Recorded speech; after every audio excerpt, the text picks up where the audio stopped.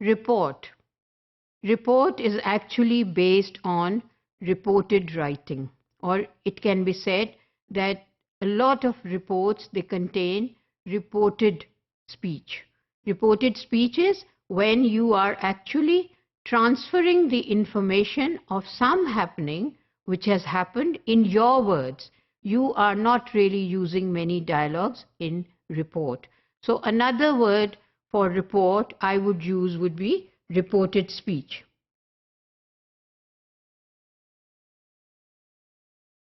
Reported speech.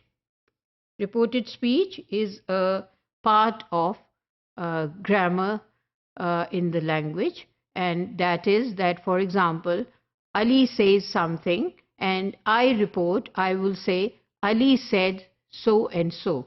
So I will change the initial dialogue of Ali into a reported form, in a reported speech. Sometimes in grammar it is also called indirect speech, direct and indirect speech. The direct is the dialogue and the indirect is the dialogue which is now being reported. So very clear from its name, the reported text would be the text which has been reported by somebody. And so not many dialogues would be included. Sometimes in political reporting, some journalists may use the dialogue of the speaker, for example, the Prime Minister or the politician who said something which the journalist finds interesting, and he may add the dialogue in the reported speech or the report. But usually the characteristics which need to be told to the students do not carry the instruction of adding a dialogue. But if some student adds a dialogue, that should not be considered wrong.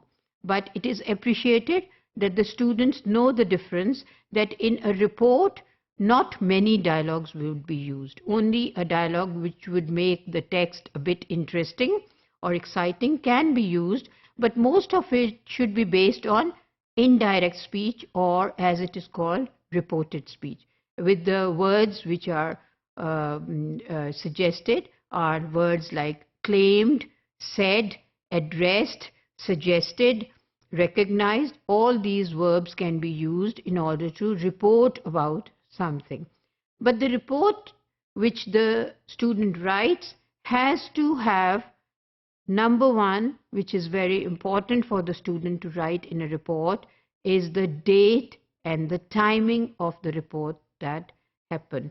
And it is good to write it in a form which is like writing about the date in a column and the time in a column as well, so that it is very clear from the very look at it that this incident happened on this date at this time.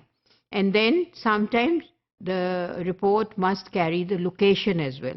If the location is not written in the title, it should carry in the column where the date and the time is. The students may write the name of the location in the title, like for example, floods in northern areas. So that means the location has been mentioned in the title.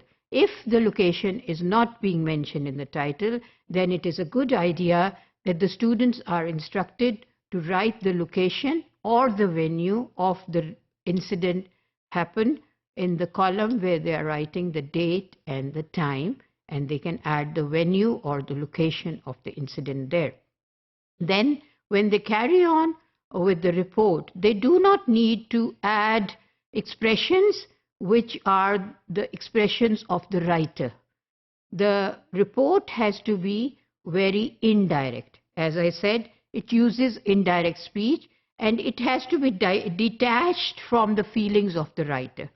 For example, if I am observing or watching an incident, I am feeling very sad about it, but in my report, I do not need to add the words, I was very sad to see that, or I was very happy, or I was very excited.